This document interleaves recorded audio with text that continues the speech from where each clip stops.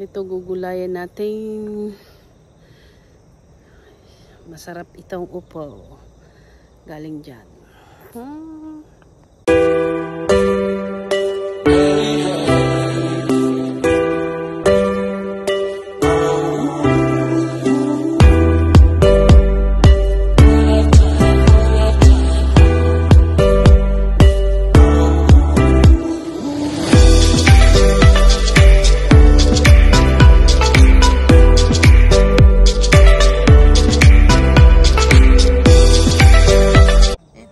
Yung sinasabi ko sa inyo, upo. Ito ay yan. Ito'y gugulayin natin. Yan. Yan, magluluto tayo ng upo. Ito galing to sa aming taniman. Pwede pa siya kasi nakukurot mo pa. Ugasan natin, ha? Ugasan natin upo. Ano natin? Masarap naman tong upo eh. Hindi ko alam kung ito ay last ng ano natin kasi nga maganda siya. Magtataglamig na baga dito. Kaya nakita ito ni HLJ. Nakatago doon sa may dahon-dahon. May buto na nga, oh.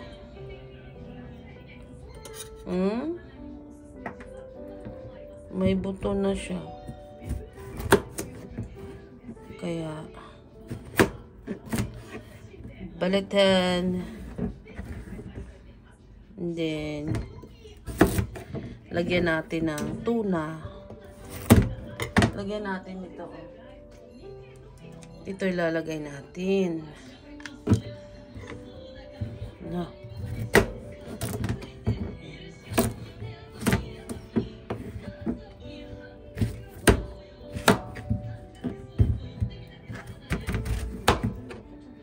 Bibilin mo ito dito. Itong ano lang, 250 pesos.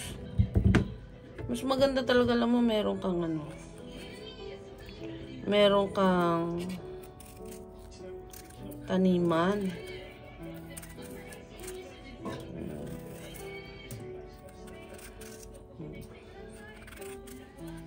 Tapos ating hiwain. Ilagay natin dito.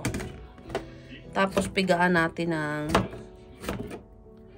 asin para madaling maluto baga. Sensya na, nagkalat na ha. Ayan, yan. Balatan muna natin ha.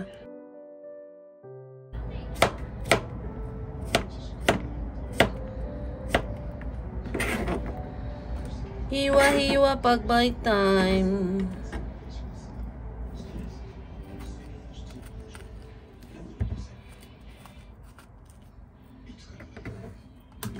Alam ba tuwing summer lang makakain ng ganito sa Japan? Bihira ka lang din makakita ng ganito sa supermarket kung merong nagtitinda. Kasi hindi man gaano nakain ng mga Hapon nito.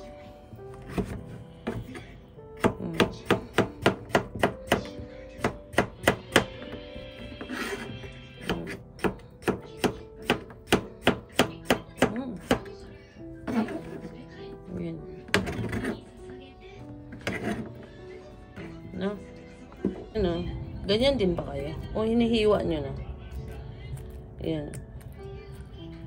Dukutin natin yung yung tawag niyan. Ikaw na. Dukutin natin ito kasi maliit pa lang siya, may buto na. Kasi yung upo namin, to yung sa tawag niyan, kalabasa. Ayan. Sa kalabasa siya, yung parang, yung seedling ng kalabasa, itinusok lang itong upo.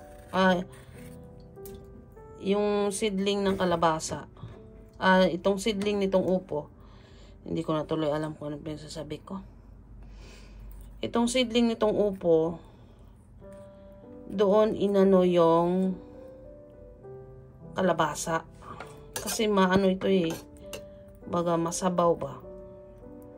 May seedling. Dito siya inano sa ano dito. Yung kalabasa. Pero pinutol nila itong upo. Para lumitaw lang yung kalabasa. Ngayon, yung kalabasa, kasi pag marami na nakabili doon sa kalabasa, syempre may naiiwan, may natitira. Pinapabayaan nilang lumitaw na ito. Yun ang binibili ko. Kaya meron kaming upo. Pero meron na kaming seedlings na inano. May isa pa ako doon, kaya lang ano na siya, matanda na. Sayang.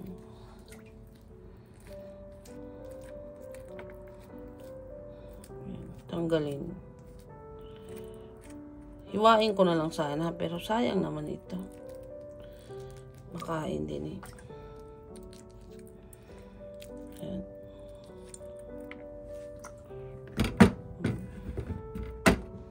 Para sabay-sabay nating hiwain baga. Plus, ang lambot niya lang. Ang ganda niyang balatan. Kasi malambot.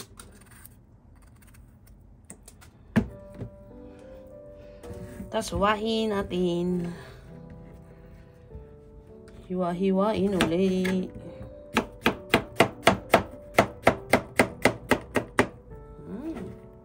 Lipat natin. Dugo ito.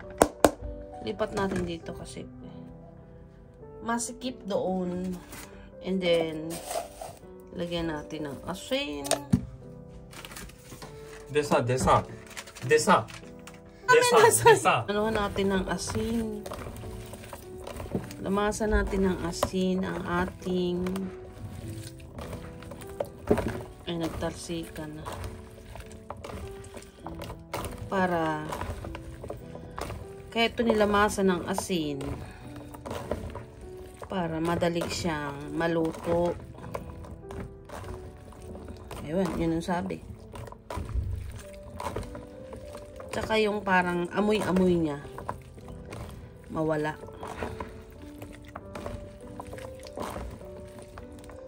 Sabi. Diba tinuro din sa inyo ito ng inyong mga magulang? Ako kasi tinitingnan ko lang yung luto ni nanay. Pero si nanay masarap magpaksiw. Masarap din naman luto ni nanay. Siyempre kahit sa magulang nyo, di ba? Masarap talaga yung luto. Kasi kanya-kanya tayo ng taste. Yung ating gusto. Ayan. Medyo okay na siya. Hugasan natin ito. Saka tayo maggisa. Hugas na natin. Ngayon maghihiwa tayo ng bawang. Pinalitan ko na ito. Gamitin ko na ito siya. Ito. May chopping board. Made in Thailand daw yan. Ito. Ito yung gagamitin natin. Masarap ito. Isa lang. Then, olive oil ang gamitin natin. Then, maghiwa tayo ng bawang. Ito galing ko sa taniman namin. May tubo na. May tubo ng green. Yan yan, pwede na itanim din yan. Yan o. May tubo na. Pero gagamitin natin yan. Hindi pa naman nakakabili ng bawang at saka ng sibuyas.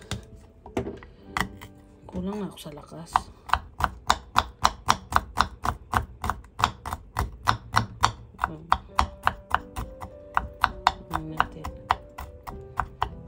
Malog. Lagyan natin dito. Ang cute na lagayan ko, ang paman.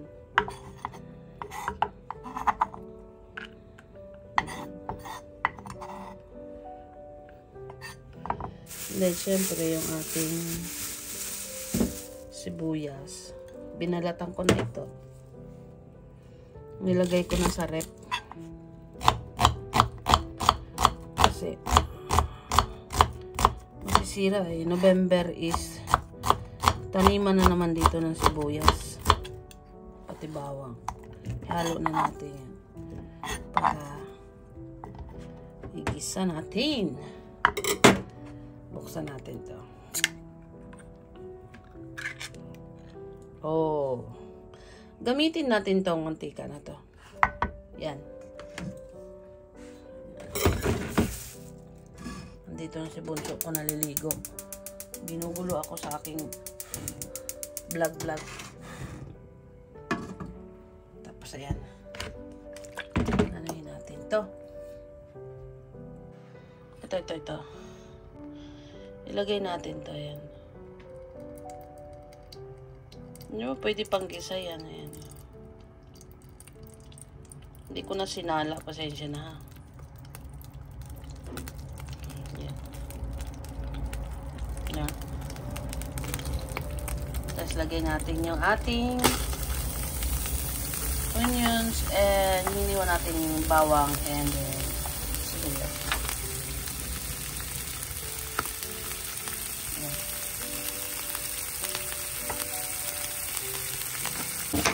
Siyempre, lalagyan natin yung olive oil.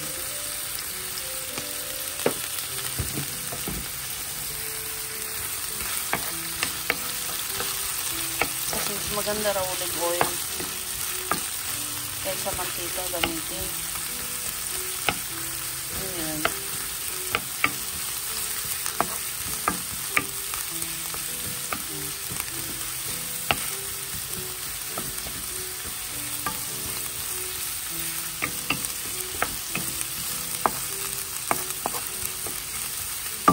Then, lagay natin yung ating upo.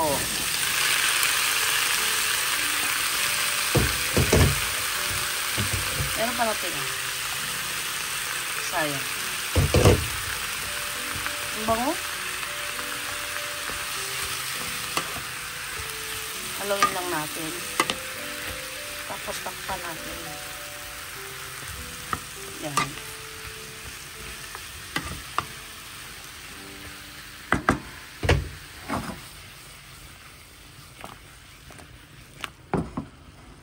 Takpan muna natin.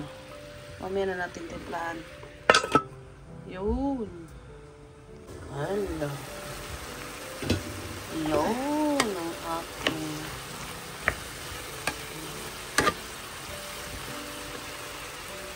ayan, lagay natin yung ating ayan. Gusto niya talaga. Then pepper. Bumubulo. Then seasoning. 2 spoon. Oo. Asalo na yun.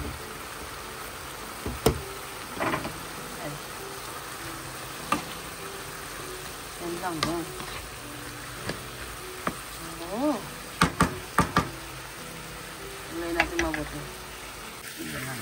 Nahalo na. Pamilagyan tubig yan. Takpan muna natin. Lagyan natin na. Yung inanong natin ito. Lagyan. Diyan. Ini biar ate. Matak ke. Yun. Oh, okay na yung ating ano. UFO. Good na. Ay. Yan.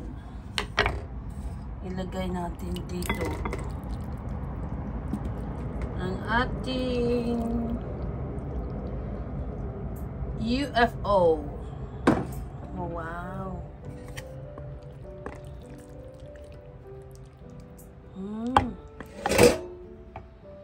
Yun. Tuna with UFO. Ito lang ang hinalo ko dyan. Oh. Ito lang. Yan lang ang hinalo. Wow! Yan na. Masarap ng ulam. Very good.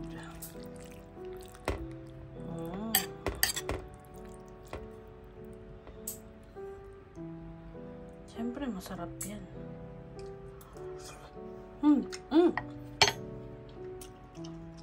Ay, may pritong isda. Go. Yummy.